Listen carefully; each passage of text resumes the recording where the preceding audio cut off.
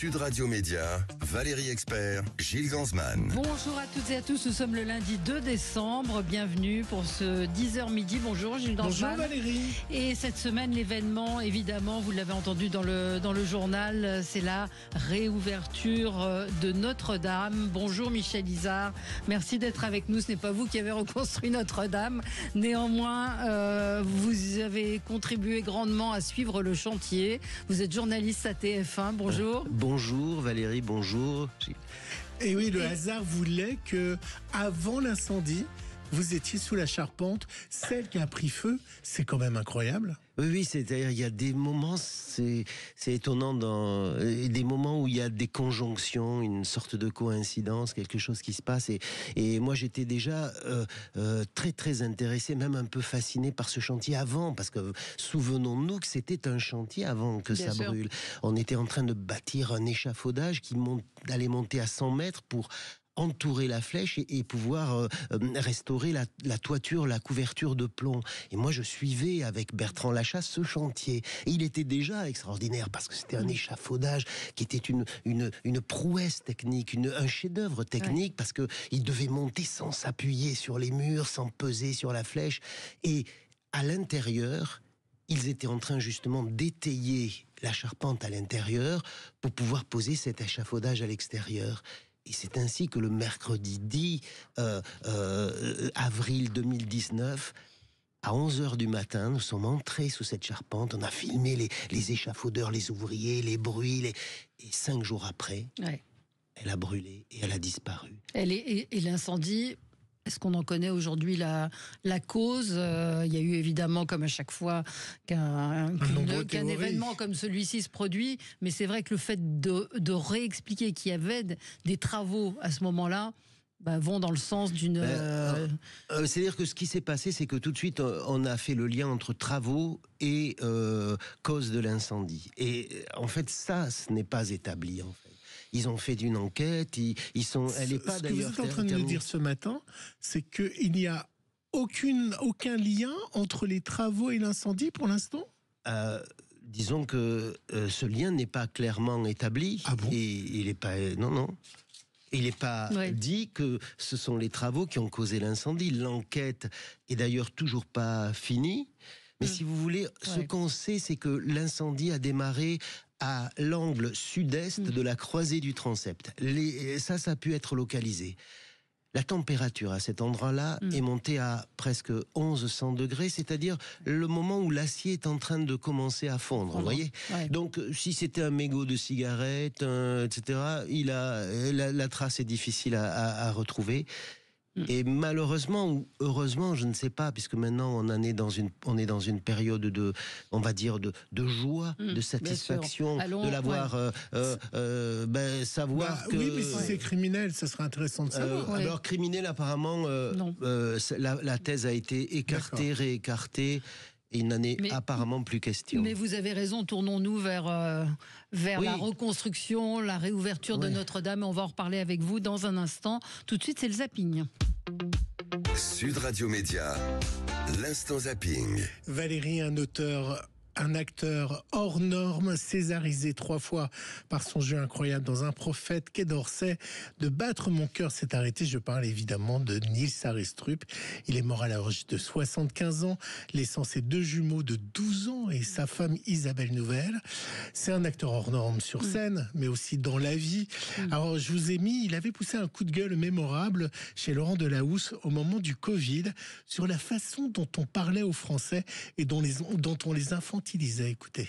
Les Français sont drôlement gentils depuis un bon moment. Ils font tout ce qu'on leur demande.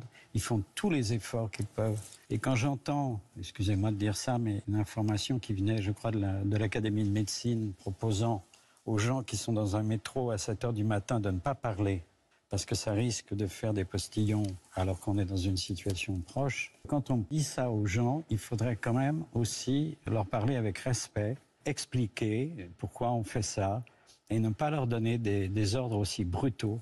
Et on vit beaucoup dans cette relation à l'ordre brutal. On se demande, ça y est, on est reconfiné, on va retourner à l'étable, on va manger du foin et on va dormir. Et peut-être, dans 15 jours ou 3 semaines, on sortira dans le pré.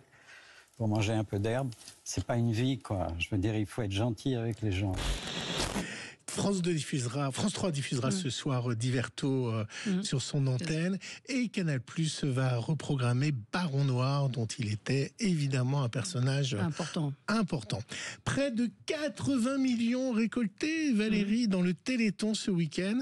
Le parrain Mika a tout donné, y compris son costume. Ouais. On l'avait eu au téléphone vendredi. Et puis il y a eu cette séquence marquante d'un petit atteint d'une maladie génétique et qui est passionné de rugby. Et vous savez quoi? Il a rencontré Antoine Dupont. C'était magique. Marius a 4 ans et demi et il est atteint d'une forme très rare de glycogénose, une maladie qui affecte ses muscles et l'empêche de marcher. Mais ce qui caractérise avant tout Marius, c'est sa passion pour le rugby. Bien évidemment, il y a de la frustration parce qu'il disait qu'il voulait absolument être rugbyman. Et pourquoi je ne peux pas marcher? Pourquoi je ne peux pas faire de rugby debout? Et ça s'est quand même pas mal débloqué quand il a pu aller voir un match de rugby fauteuil. Après l'entraînement, Antoine Dupont propose à Marius de découvrir la résidence des joueurs. Là, c'est les chambres où il y a tous les joueurs. C'est mes crampons, tu les veux? Je te les donne. J'ai déjà des crampons. C'est beau de voir qu'à cet âge-là, il y a déjà cette passion pour le rugby et de voir combien ça peut l'inspirer, lui donner de la force. Même nous, on est inspirés de voir un petit garçon avec autant de mental, de force. Et c'était émouvant. Vous avez rapporté, vous avez donné un petit peu, vous avez été à la tombola? Absolument. Alors non, c'est pas vous qui avez eu les déjeuners dans les grands hôtels? Non, je ne sais pas, c'est pas fini encore, on peut toujours jouer, on peut continuer à jouer. À la tombola, et puis évidemment on rappelle le 36-37. Michel, on se connaît pas du tout, on s'est jamais rencontrés, pourtant je sais ce que vous faisiez vendredi. Vous étiez devant votre écran ému quand le président de la République et sa femme ont pénétré dans Notre-Dame rénovée, une audience de dingue pour cette première, surtout qu'on était en matinée, des pierres d'une blancheur inédite, les premiers pas en direct sur BFM du président de la République dans Notre-Dame. C'est le moment qu'on attendait, celui où on rentre dans cette cathédrale Notre-Dame, ressuscitée, rebâtie, restaurée, voilà le bon mot. Déjà rien que ces premières images sont effectivement au cœur, le tout nouveau baptistère que l'on voit et cette nef que l'on aperçoit avec ces pierres blondes. Regardez cette lumière de la cathédrale, effectivement, au ciel du soleil. Vous voyez la cathédrale comme on ne l'a jamais vue, je crois. Je pense, oui. Une clarté, une luminosité. En tout cas, je trouve que à la fois l'espace ainsi redécouvert, la pierre et le mobilier que vous avez choisi, ce qu'a fait Guillaume Bardet, c'est sublime. Ouais. Qu'est-ce que vous pensez de la blancheur? Vous savez qu'il y a beaucoup il y a un débat sur les réseaux sociaux de gens qui trouvent que c'est trop propre, trop blanc, qu'on a perdu le côté sombre de la cathédrale. Alors, c'est-à-dire que là, c'est ce qu'on a entendu et cette entrée du président vendredi et cette révélation, on va dire, de la blancheur. Nous, bon, ce que je voudrais dire ici, c'est que cette entrée-là, ce moment-là, est l'aboutissement d'un chemin. C'est-à-dire qu'à ce jour-là, vendredi, on a vu la beauté de cette cathédrale avec cette lumière qui rentre, mais c'est l'aboutissement d'un chemin. Et moi, c'est ce qui m'a, disons, passionné, ému, transporté pendant 6 ans, c'est de voir comment les compagnons, les ouvriers, les architectes ont réussi à faire.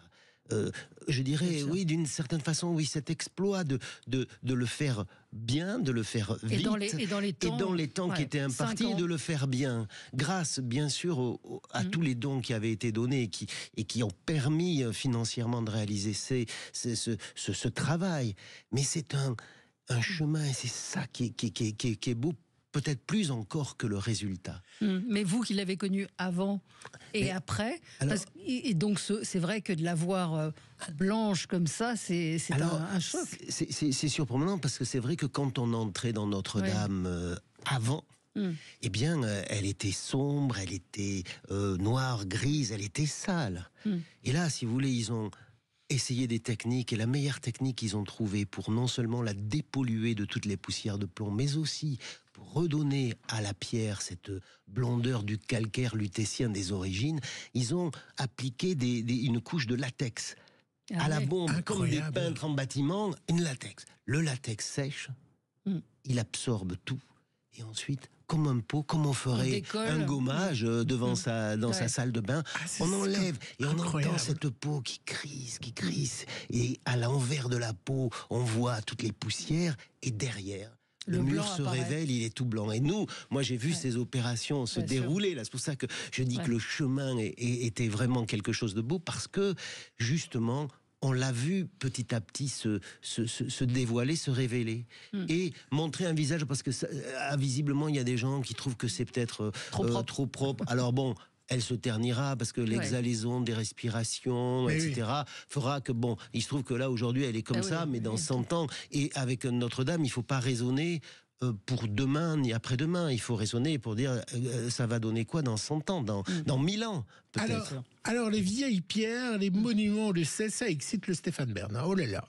Sur le plateau en direct de C'est Médiatique, le futur maître de cérémonie de la réouverture de Notre-Dame, Valérie, il était tout exalté. Il était même prêt à annoncer la venue du pape. Il s'est contenté du pape de la musique, Paul McCartney. Il faut que ça représente l'universalité. Et alors, on veut savoir, bureau des rumeurs, est-ce qu'il y aura Paul McCartney? Oui. Il va chanter une des chansons qui meut le plus, Imagine. Imagine, magnifique. Et comme c'est en même temps des paroles très liturgiques d'une certaine manière, il pourra chanter à l'intérieur.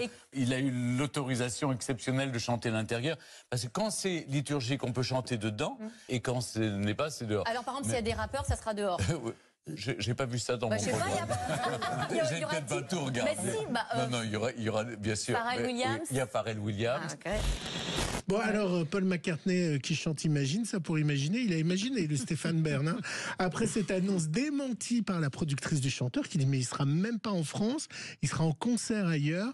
Je crois qu'on s'est fait berner en regardant ces médiatiques.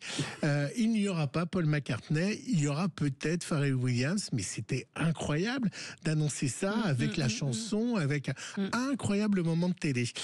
Vous savez ce qu'il y avait à Albi? Vous n'étiez pas à Albi ce week-end, je ne vous ai pas vu. C'était la 2e édition du championnat du monde du pull moche. Vous savez, ces pulls de Noël en relief. Moi, je prends pas de risque. Oui. Vous savez, avec ces sapins qui clignotent, parce que maintenant il y a des LED en plus.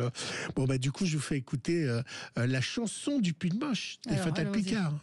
Le pull moche de Noël, est-il moche parce qu'il est moche? Est-il moche parce qu'il est beau? Est-il beau parce qu'il est moche? Après tout le monde s'en fout.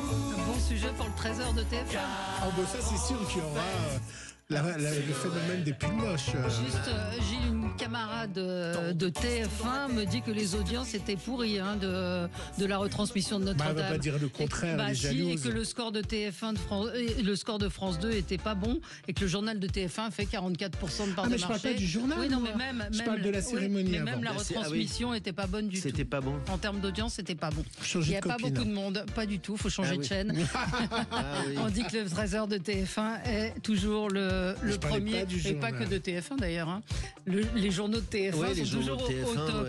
En tout cas, vous avez vu, on est écouté par les gens de TF1. Absolument. Allez, on se retrouve dans un instant avec vous sur Sud Radio.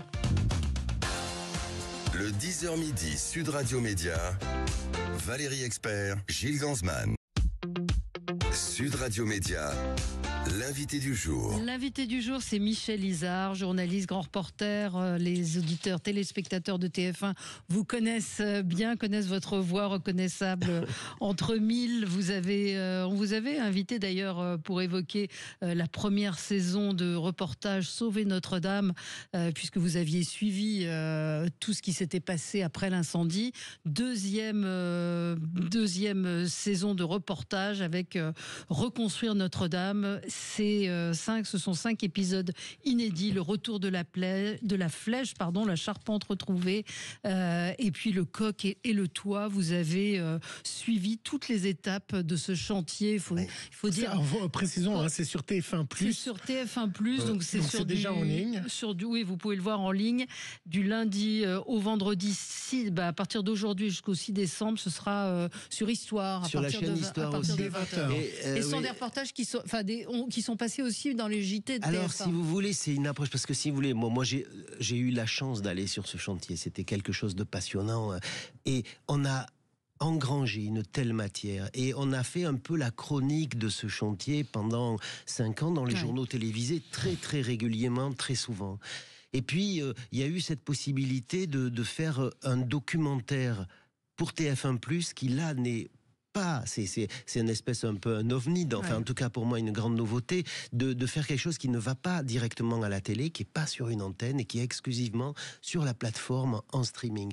Et on a décidé de le faire de manière différente. Et j'invite vraiment les auditeurs là, à le regarder sur TF1+, parce que c'est très différent de ce qu'on voit dans le journal. C'est vraiment la forme documentaire sur la longueur et où on prend le temps. Et où d'ailleurs, alors là, ça a été très spécial pour moi, où je ne parle pas, je commente pas, ce sont des interviews qui viennent ponctuer avec les rushs, c'est-à-dire toutes les images engrangées pendant toutes ces années qui viennent compléter ce travail et on avance, si vous voulez, les épisodes. Moi, j'ai trouvé ça. Aujourd'hui, on est vraiment dans le monde des saisons. On ne parle que de ça. Il y a des dizaines, des centaines de séries télévisées avec un suspense. Et nous, on s'est un peu ingénié à essayer que chaque épisode appelle le suivant, de sorte qu'on ait envie, même si on connaît le résultat, puisque Emmanuel Macron l'a révélé vendredi, mais on connaît le résultat. On sait qu'elle a été sauvée, mais nous, mais vous on ne saviez refait pas ce au chemin. fur et à mesure, c'est quand même un exploit d'avoir tenu ce calendrier des 5 ans. On peut rendre hommage au général Georges Lain, qui, je crois, y a été quand même pour beaucoup dans la bonne tenue de ce chantier. Et hélas, il est décédé en cours de chantier. C'est vrai qu'il y a eu une mobilisation des énergies. Alors là, côté l'établissement public qui avait été créé pour réaliser cet ouvrage, et aussi, donc ça c'est le général Georges Lain et puis son successeur, là, Philippe Jost, qui ont, c'est vrai, fait un travail d'organisation très important, mais l'architecte Philippe Villeneuve et les architectes autour de lui, Rémi Fromont pour la charpente, Pascal Prunet pour les pierres, ont joué un rôle déterminant. Et par exemple, si on en est là aujourd'hui, c'est parce que dès le lendemain, dès le 16 avril 2019, lors de la visite d'inspection, où il entre pour la première fois depuis l'incendie dans la cathédrale, l'architecte Villeneuve, alors qu'il pleut encore, non pas parce qu'il pleut dehors, mais il y a la pluie, il y a l'eau que les pompiers ont déversée, ça on peut le voir dans un de mes épisodes, toute l'eau que les pompiers ont déversée pleut encore, et que la cathédrale est éventrée, qu'elle est encore noire, mais baignée de cette lumière sinistre là, eh bien il prend des décisions pour la sauvegarder. Elle est en péril à ce moment-là, pour la sécuriser. Et ces décisions aussi vont faire que elles vont permettre la reconstruction. Déjà, ils se projettent vers ce que nous voyons aujourd'hui. Et donc, le travail de l'architecte, la Philippe Villeneuve, sur ce chantier est vraiment fondamental. Alors évidemment, ce qui a marqué cet incendie, mais l'image dans le monde entier, on se souvient des tours du 11 septembre qui a marqué le 11 septembre, et évidemment l'image qui a marqué le monde entier, c'est cette flèche qui tombe. Petit retour en arrière. On est dans l'attaque. On est obnubilé par ce que l'on est en train de faire, et soudain j'entends quelqu'un qui est en train de hurler, et sur ce type d'opération, lorsque l'on entend quelqu'un crier, c'est quelque chose qui vous interpelle automatiquement, malgré le bruit ambiant, malgré l'intensité du moment. Et donc le temps que je me retourne et que je constate qu'il est en train de me montrer du doigt quelque chose,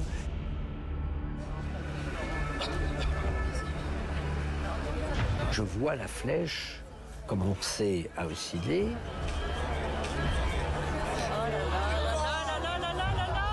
Et je vois la flèche tomber.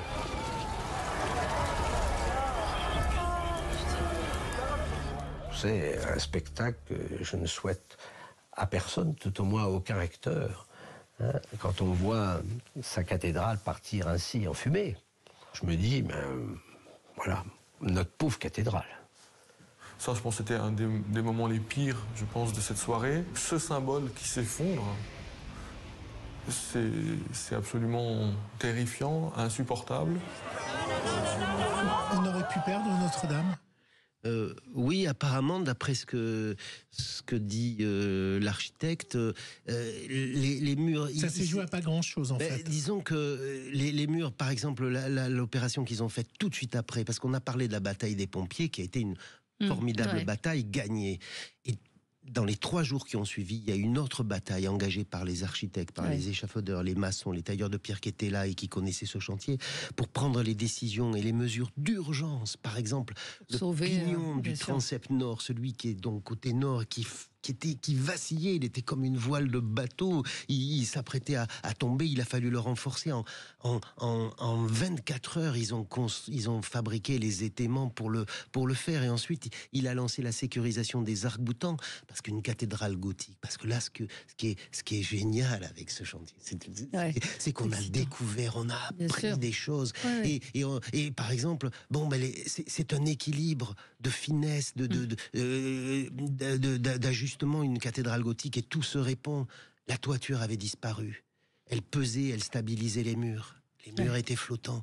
Les arcs-boutants étaient là pour contrebalancer justement la toiture, mais là, ils poussaient dans le vide. Et donc, il a fallu les étayer. Ils ont fabriqué des cintres sur mesure, parce qu'évidemment, aucun des 28 arcs-boutants n'a la même dimension. Ça serait pas rigolo, n'est-ce pas, à l'époque. Ils ne calculaient pas symétriquement. Tous sont Et à Notre-Dame, ce qui s'est passé, c'est que rien n'est symétrique, rien n'est... Il n'y a pas un chapiteau qui est le même, et rien n'est droit. Et il faut rendre hommage à tous ces artisans, à tous ces compagnons qui ont réussi cette œuvre exceptionnelle. Mais si vous qui ont travaillé avec la précision, avec un talent qui aujourd'hui...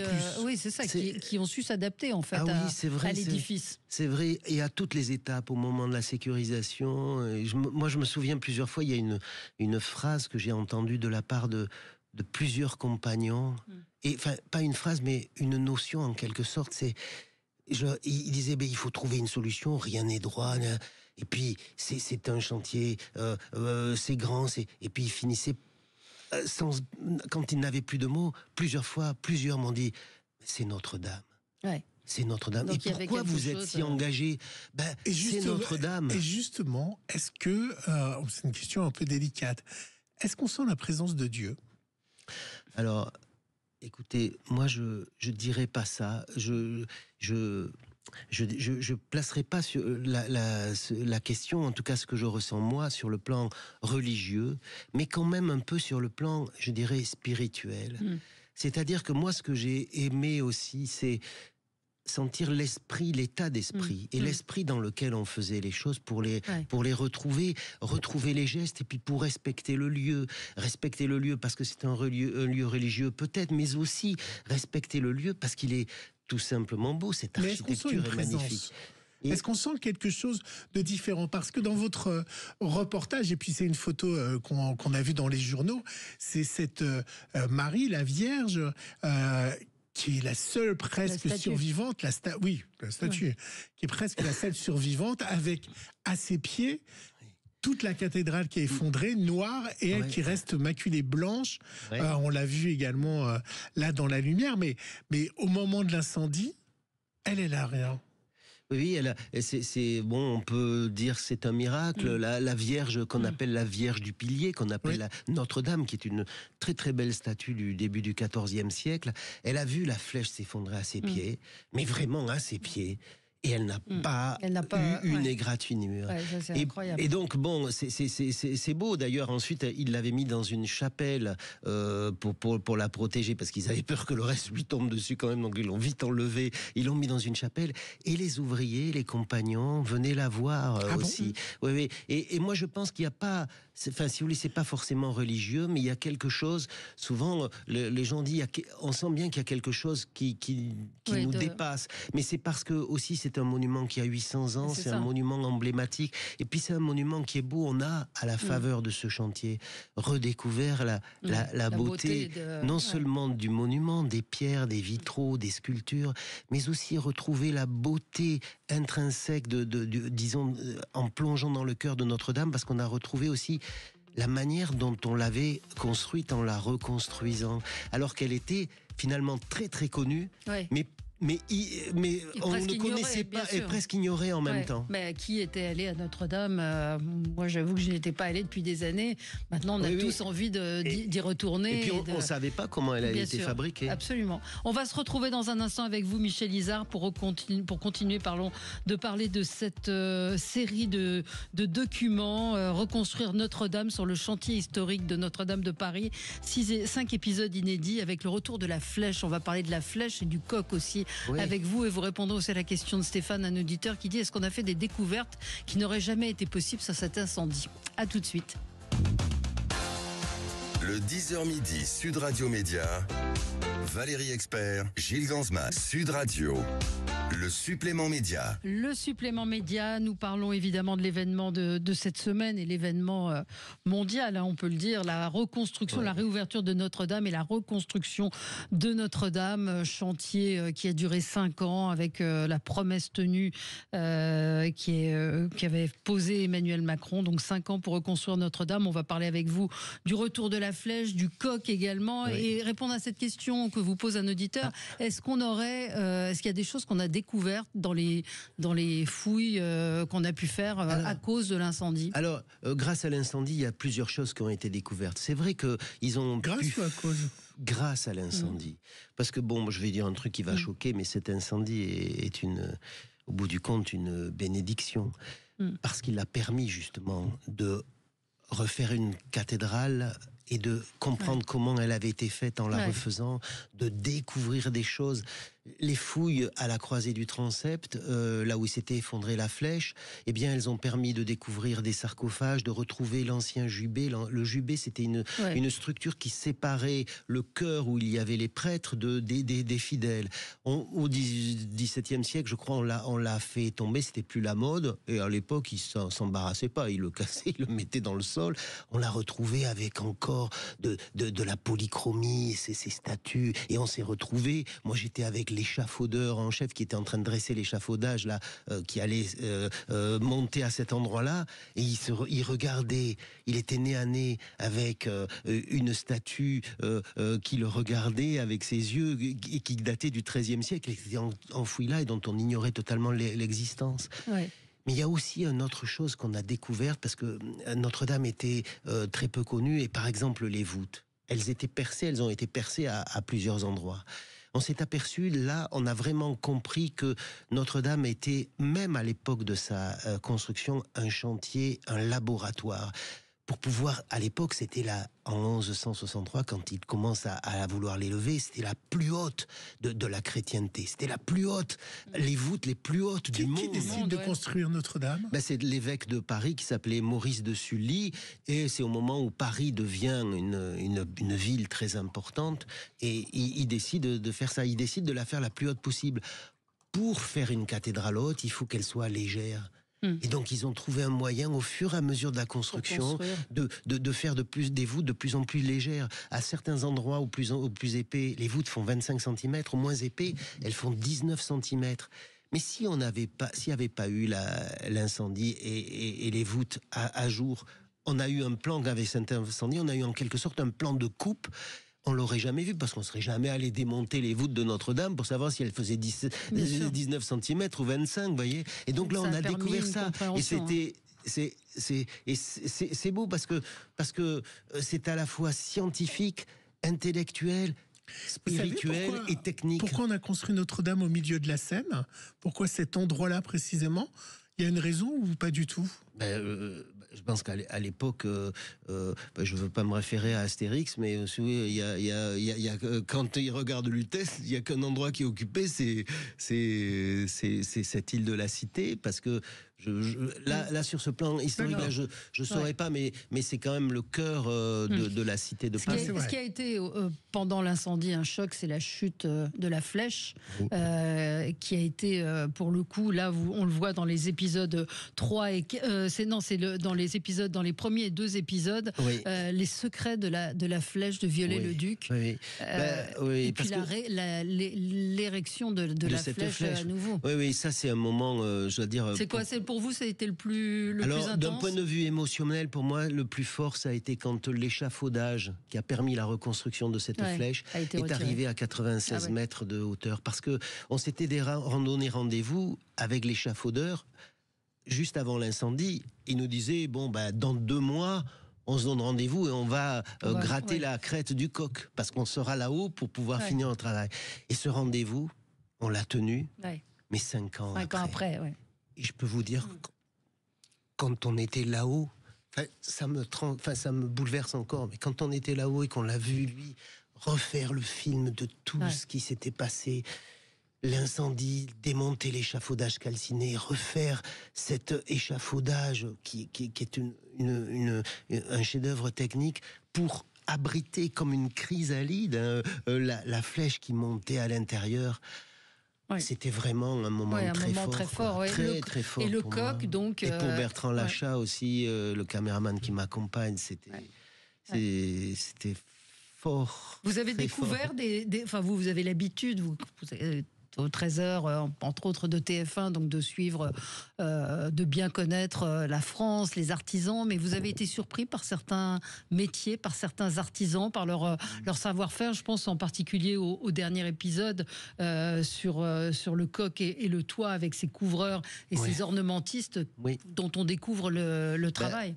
Disons, c'est vrai que Notre-Dame, le chantier a été une vitrine pour ces métiers. Et pendant un moment, d'ailleurs, on avait dit beaucoup de bêtises. D'ailleurs, moi aussi, au début, on n'aura pas les arbres, on n'aura pas le savoir-faire. Or, le savoir-faire, il est là. Les ornementistes, ils travaillaient. Le travail sur le plomb, c'est vrai que le plomb est très critiqué à bien des égards. Mais par exemple, sans le plomb, on ne peut pas faire Notre-Dame. Et par exemple, le jointoyage des pierres entre elles, ils ont effet au plomb. Pourquoi? Parce que la cathédrale, il y a des micro-vibrations. Elle vibre, elle bouge légèrement. Et d'ailleurs, cette micro-vibration, moi je l'ai ressentie, elle est devenue chez moi une méga vibration. Parce que, et le plomb, il est souple, il permet de résister à ces micro-vibrations, de les accompagner de la même façon que m'ont accompagné aussi tous ces gestes des artisans. Par exemple, pour la flèche de Viollet-le-Duc, elle est construite au milieu du 19e siècle, elle monte à 96 mètres, pour les charpentiers, pour les représentants de l'art du trait de la charpente français, qui est classé au patrimoine immatériel de l'UNESCO. Cette flèche est considérée comme le chef-d'œuvre absolu, l'aboutissement de 1000 ans de tradition de charpenterie. Et c'est d'une complexité énorme. Il y en a un des charpentiers qui me disait, mais avec des mirettes, des étoiles dans les yeux, c'est terrible. Comment on va faire? Il s'est arraché la tête et ils l'ont fait. Et franchement, vivre ça, les accompagner en vivant ça, être le témoin de ça... ça a été quelque chose de très fort. De très fort. Il faut dire que ça a été reconstruit en partie grâce à des dons privés. On peut citer LVMH, Bernard Arnault, qui a donné 200 millions d'euros. La société Kering aussi, de François-Henri Pinault. Il y a eu L'Oréal aussi. Il y a eu beaucoup de donateurs, de grands mécènes qui ont donné beaucoup d'argent. Beaucoup de gens aussi. Des étrangers, les associations, les Américains aussi. Et des petits dons, des gens qui ont donné 10 euros avec un petit mot, je ne peux pas faire plus, mais très touchant. Donc, si vous voulez, c'est grâce aussi à cet argent-là. Ça a sécurisé la fabrication, le délai, et aussi, ça a permis aux artisans de le faire bien. Alors, ce qui est paradoxal, c'est que L'Oréal est en train de faire une publicité dans la presse pour remercier, pour évoquer cette reconstruction. Et c'est l'image qui illustre est un vitrail de Viollet-le-Duc et ces fameux vitraux dont il est question et autour desquels il y a une polémique, puisque le président de la République a lancé un appel pour les refaire de façon contemporaine. Et est-ce bien nécessaire? Oui, est-ce bien nécessaire? Mais c'est toujours la querelle des anciens et des modernes. Moi, je dis pourquoi pas. Mais cela dit, vendredi, on a vu quand même comment, à travers ces vitraux qui sont des vitraux non... moins colorés. Oui, et puis il n'y a pas de représentation humaine. C'est des jeux de couleurs. Comment la lumière entre par ces vitraux, c'est aussi beau. Viollet-le-Duc les a pas fait comme ça par hasard. Mais à la rigueur, je dirais pourquoi pas, mais aussi pourquoi maintenant on vient de dépenser 700 millions pour la refaire comme ça. Elle éclabousse de sa lumière, elle éclabousse de sa beauté. Alors ça suffit pas. Il faut faire encore des travaux dans Notre-Dame. Je suis pas sûr que ça soit tout à fait opportun de le faire maintenant. Alors vous qui avez été souvent sur les chantiers, y compris lorsqu'elle était en reconstruction, est-ce que vous avez pris un souvenir de Notre-Dame pour chez vous? Non. Ça vous avait pas été tenté de prendre une pierre ou et demander à l'archevêque? Je suis pas fétichiste, mais moi j'aurais voulu prendre une pierre et avoir une pierre. Mais moi je le garde, si vous voulez, dans un esprit et puis voilà. Ah non. Ah bah ça alors. J'étais persuadé. Si je mens parce que j'ai un bout chez moi de. Ah bah alors. Non, j'ai un bout chez moi d'un morceau de l'échafaudage calciné. Ah bah vous voyez. Voilà. Je me disais quand même d'avoir quelque chose. Mais voilà. Mais en même temps, moi, c'est ce que je retiens, c'est les moments, c'est l'esprit. Et puis c'est un mot, je voudrais dire parce qu'il y a une poésie dans tout ça. C'est un truc que vous n'allez pas comprendre, mais qui est de la pure poésie. Un coup, un copeau, une cupule. Quand ils ont refait la charpente médiévale, la charpente de la nef et du chœur, ils l'ont fait à la mode du Moyen-Âge, comme au XIIIe siècle, avec des haches et des doloirs. Ils ont taillé 1200 arbres pour qu'on laisse les mêmes traces. Et dans cette charpente qu'on a vue vendredi, que le président a montrée, et que le public ne verra pas parce qu'on ne pourra pas y aller, mais on a décidé quand même, on a poussé la perfection jusqu'à reproduire les traces. Exactement. Donc, ces haches, elles faisaient, on donne un coup, qui fait un copeau. Quand le copeau s'en va, ça fait une cupule, c'est le petit creux, et l'arbre, comme ça, il a comme une vaguelette qui lui donne sa signature, et ça, c'est beau. Samedi, c'est quand même la fin de votre histoire et d'une histoire. Oui, je pense. Disons, maintenant, on arrive au bout. Même s'il y aura une autre étape, quand ils reposeront les statues, ce sera fort. Ce sera encore, autre chose. Il y a des nouveaux systèmes de protection qui ont été mis en place. Oui, apparemment, il y a des nouveaux systèmes très perfectionnés et même très de protection contre l'incendie, des caméras thermiques, des brumisateurs, des portes coupe-feu. Donc là, je pense que... protégé. On la reverra pas brûler avant longtemps. C'est bien dommage, n'est-ce pas? Et Mickaël nous dit pensez pour Jean-Pierre Pernaut. Vous avez travaillé de très nombreuses années à ses côtés. Effectivement. Oui, pensez à Jean-Pierre. Je pense que ce sont des reportages qui l'auraient passionné. Nous pensons souvent. C'est vrai. Oui.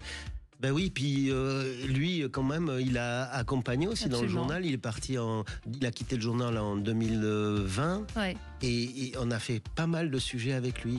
Et je me souviens d'ailleurs d'une conversation, on l'a appelé, on a fait une conversation WhatsApp avec Jean-Pierre Pernaut et le patron des échafaudages en pleine nuit, alors qu'il était en train de démonter. Et Jean-Pierre, on l'invitait à venir, Jean-Pierre. Et il disait non, moi j'ai trop le vertige. Et c'est un souvenir avec Didier Cuiset, là, l'échafaudeur en chef, qui nous reste gravé. On était avec Jean-Pierre sur l'échafaudage calciné.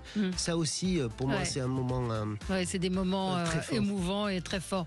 Une série documentaire donc, que vous avez réalisé, Michel Izard, avec Thierry Gippet et filmé par Bertrand Lachat. Allez-y, regardez, c'est en ligne sur TF1+, et puis ce sera sur Histoire à partir de ce soir. Formidable récit de cette reconstruction de Notre-Dame. On vous écouterait pendant des heures. C'était passionnant. Merci à vous, et nos auditeurs vous félicitent enfin du magnifique mise en avant d'un savoir-faire des compagnons du devoir. Merci à vous. Merci. On se retrouve dans un instant pour une actualité un peu moins lumineuse, on va dire. À tout de suite. Sud Radio, votre avis fait la différence. Vous êtes auditrice de Sud Radio depuis longtemps ou pas? Depuis plusieurs années, depuis que je me suis rendu compte qu'on ne nous disait pas tout à la télévision.